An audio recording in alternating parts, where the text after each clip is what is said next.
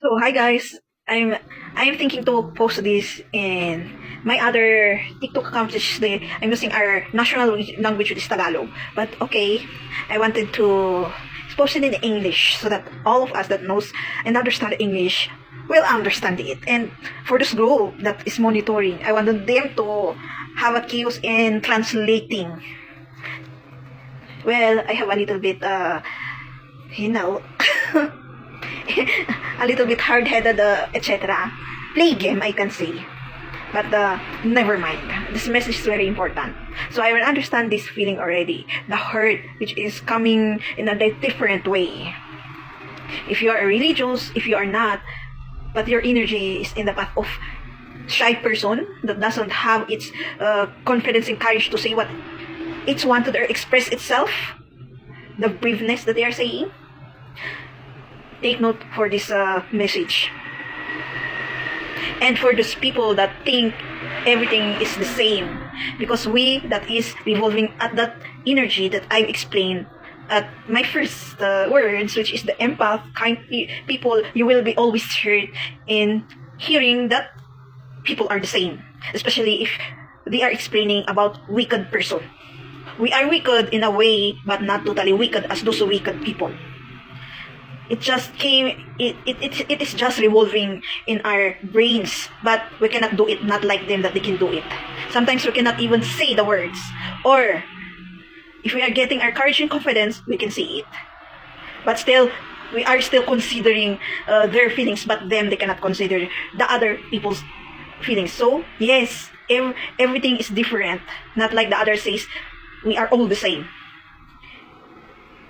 Take note this one, that if you heard someone explaining that that kind of wickedness is same as you and you were hurt, accept that you heard that one, accept the feelings that you were hurt at that moment, and anger, and you may even think and say words, hurtful words to that person that who is saying, but the best is accept. Pray for that person that who is saying why that person even says it's the same. Sometimes people say something for the projection of who they are or of their experiences, mostly of who they are. When you got to the end, why are you hurt? You have a pains in traumas that is revolving in you. That's why you were hurt at that part. Then to heal yourself, you have to accept that you heard that one. You were hurt. You were angry. And so that you can release that feeling, then you can move on. That is always the formula. If not yet, if you've done that formula and it's not yet working, try it again. Again and again until when you think about the words and you cannot already remember the feeling, it means you healed that part. That's how you will heal yourself from pains and traumas. Like generational curse, you will pray for your ancestors of their sins and ask forgiveness to God. Because Adam and Eve is our ancestor, you have to ask God for forgiveness of the situation Adam and Eve done. Why these worldly matters also happen. Because still, there's a connection from the very beginning at their story part. And accepting that we are the offspring of Adam and Eve. I'm explaining also that Sam has an offspring of angel. So there's a message also that why is it that this part is always being, the people always think at this peopleness, like the people that is being written in the Bible, David, Paul, but you cannot even hear about angels, etc. I think we have to thank them also for the assessment of what's happening beyond the spiritual world. Because like I've said, I am the first angel, so I have the feeling of that angels also. Yes, we have to think more to God. But there's a part that they wanted the rights to be seen also as human. As being the first angel, I have an experience of never mind you through their actions, not through their words, because every soul vibrates to your energy, and they feel something that they will set aside you, never mind you. You always used to hardship, etc. Yes, we always used to hardship because we are the angels, but we have a right also. Not all the time you will say that yes, we can do everything, but the feeling which is it's okay for you to hurt this one, it's okay for you to say everything what you wanted to this, especially if that angel became a human being. Like, they even pinpoint something, especially through my story from the very beginning, as the first angel Lucifer. And those who made smear campaign from the very beginning, those ancestors, and why people say Lucifer became demon.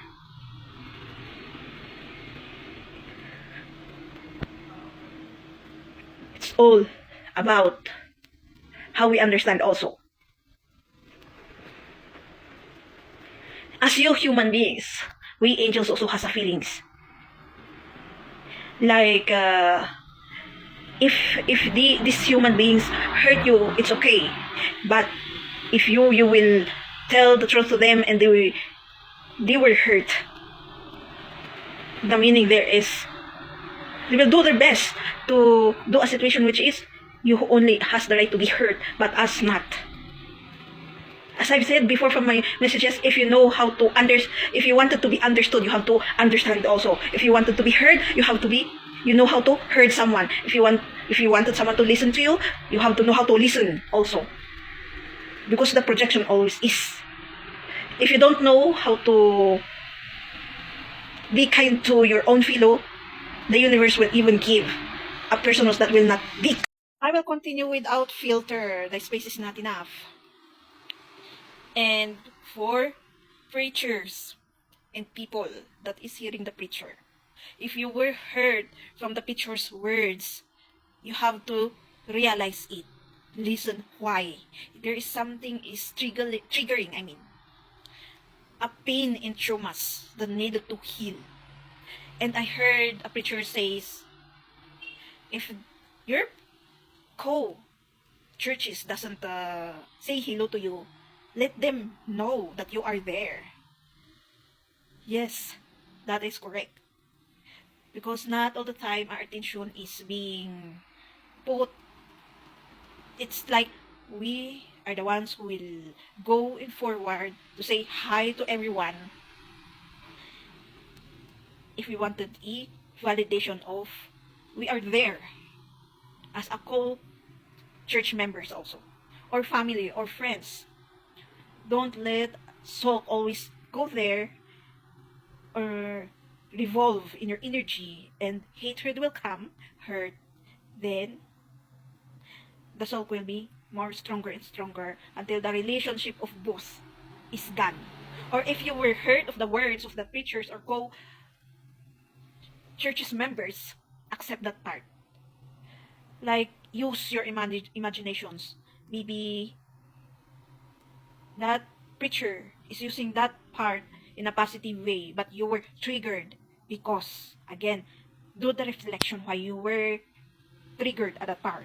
Why the words strike you. Sometimes, whether that's correct or right that they are pinpointing you or someone, pinpointing your personality, characteristic, manners, and attitudes, accept. Because that's life. Whether we like it or not, we always hear words that hurt us to make us more stronger, as you accept actually and reflect why did you heard that one and pray for clarification to God.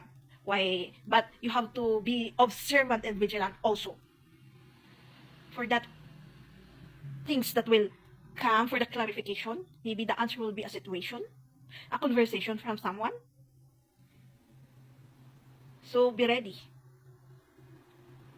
So for all that I've heard from people, experience, even pictures, I also confess that there is a point that I was hurt with the words also. by accepting, doing the formula, and understand the pinpoint messages. That's why I can give you messages like this and the past messages that I've given for those to see what's really is wrong. Actually, it's always our feeling. That's why in the Bible, I forget the chapter in verses, which is don't let your heart deceive you. That's the feelings. Why family is always being destroyed? Because of the feelings sulking, right? For just simple words, argument, the soul comes, then anger and hatred comes. Then what will happen? The relationship already is cold in God. Like you never known each other.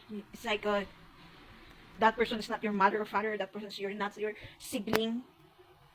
But yes, it's okay also to put boundaries and limitations, and letting them know that if you will fix yourself, they have to fix themselves also. That's okay. Because yes, if you are only the ones who's putting an effort to build the family's relationship, the destroyed relationship, how about them? They have to put an effort also. Let them know through the words, actions. Like if they ask you favor, you are always there. You observe that one. And if you, I mean, because that's already done. If you ask favor, if they ask favor, you are always there. But if you ask favor, they are not there, right? You have a mouth and words that comes out to say for them. If no one will do, nothing will happen actually. You have to let them know actually most of the time. I'm starting to do that also. If I'm doing an effort, they have to do it also. They always correct me. And one time I said also, wow, it should be not only me. You're always pointing at me. They already understand that part. Even though you didn't add them. For that only word, which is, there should be someone to do the part also, not always me, and not always males, always being pointed out of the wrong.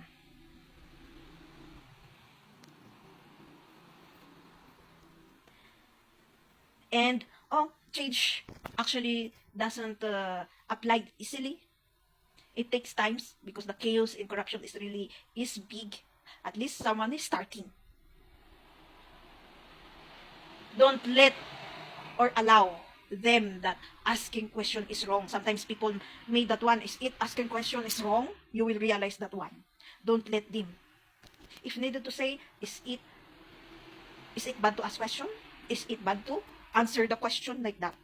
Because sometimes if you answered their confrontation, their judgment, their question, and they will say, oh, you even are answering. You should have shut up because someone is advising you. It depends on you, on how you express yourself, as long as you are revolving in the truth. And you know yourself. And you know why you were hurt at that moment to confront them through their confrontation, questions, judgment, etc. So most of this message is for those people that is revolving in and still getting of their courage and confidence to fight for themselves and healing for their pains and traumas, not the directly wicked ones. I can say a message for them also, because not all the time it's not good to hurt someone, but if you were hurt, it's like you said, it's not right to hurt you, because actually they are hurt at the truth. This situation is always revolving in any kinds of community, as also as person.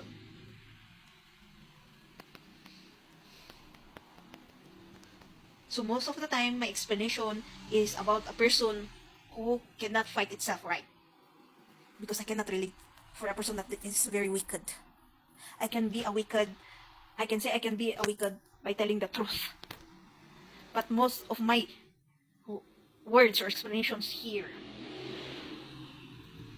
doesn't relate to bad actions, right? I can say I can relate to bad thinking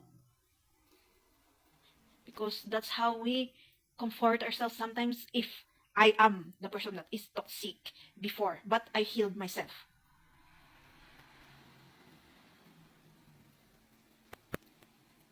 But I cannot do the word saying to them and the action. I always say that one. I'm not those people that go around in the do something to hurt someone. Maybe you are only being hurt at these messages because it really is truth. And truth always hurts. It's like you are being on the room that's being on the process of surgery, I mean. Nothing is easy. Even in physical materialistic world, everything is not easy. How to earn money, how to build something. Even spirituality, in manners, attitudes, characteristics, spirituality and physical. If you think it's very easy.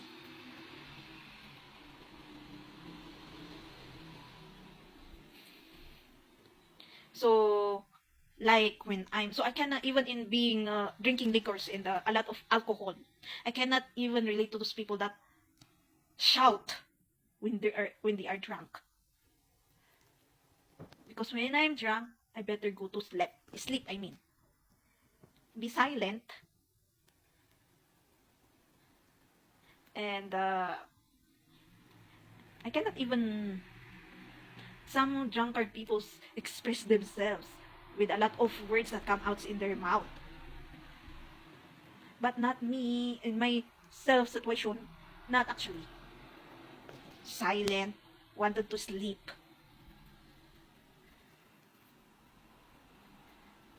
That's why I always say, a person that drink a lot of alcohol, even though that person is sleepy, and the words that come out on its mouth is not straight, because I experienced that kind of drunkard. When you are talking to someone, there's a like there's a part of like that, right?